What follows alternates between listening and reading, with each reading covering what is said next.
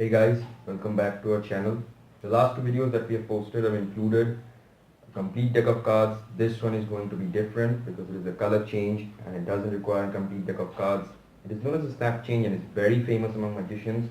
You can show it to anyone at any time. Here goes the trick. I have a card here, to be precise, a black joker. Watch carefully and snap it. It changes into a colorful. All you need for this trick is two cards, any two cards, there could be any random ones. I prefer doing it with the jokers because I have got a black joker here and a colorful one. You can do it with any other card as you like. Now the trick is very simple. You need to keep the two cards overlapped. In my case, I put the black joker in front and the colorful joker at the back. Now the most important thing of this trick is the grip. These three fingers are involved in this trick, so you need to put these two fingers like this in front of the cards and the thumb stays like this at the back. The movement for this trick is a simple snap. So if you are having trouble doing this trick, all you need to do is practice the snap a few times. Then you hold the card like this. This is the grip for the card. You have the two fingers in the front and the thumb like this, and the action is something like this, where you push the card in front at the back with your middle finger here, and your index finger and your thumb keeps holding the card that was at the back previously. Now it comes to the front and no one realizes what happens. All you have to do is do it a bit fast. You can't be slow with this. At times your fingers are not that moist. It may be dry, your snap may not be complete.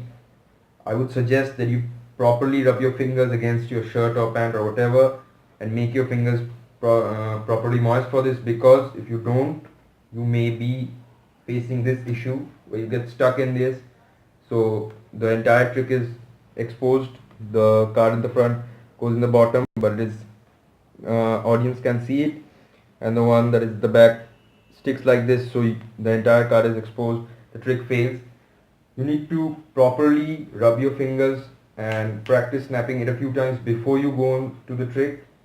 Pick up the card, and to cover the trick, to make a distraction or to make it look more real, you could use this finger as the one that hits the card, the one that I did during my trick.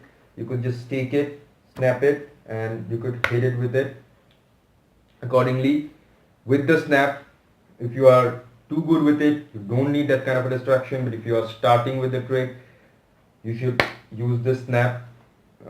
Sorry, I was stuck there.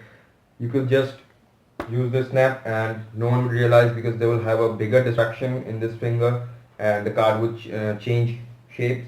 But one thing that is suggested is you do not go and perform in front of a wider audience. It's mostly one or two people, not more than that, because it's very angle sensitive.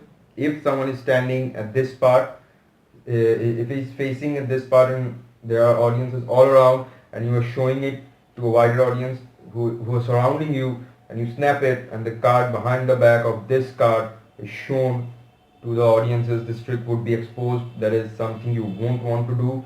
So it's basically go with one or two audiences, not more than that. Just take the card, you say, you can make any kind of story. I said that, look, I have a black joker, but when I snap it, it changes to a red one or a colorful one. But you can do anything, any story you can make up. One more important thing is the twirl that I did in the beginning.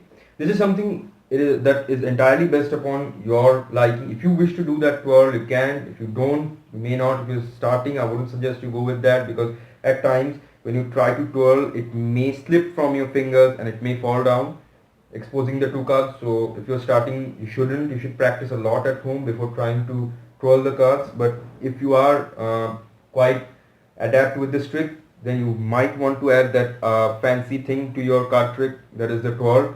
And that is something that's quite easy. All you need to is have the middle finger and the thumb hold the two corners of the card, the two adjacent corners, like this, and they should apply proper pressure, not more, not less. It shouldn't be less, so and it shouldn't be more, because if it is applying too much pressure, then the card would bend and you won't be able to twirl it properly. If it is too less, the card would fall down while you twirl. You should be applying an amount of pressure that keeps the card straight but yet very tight. The two cards should be aligned properly. It shouldn't be like this or something else.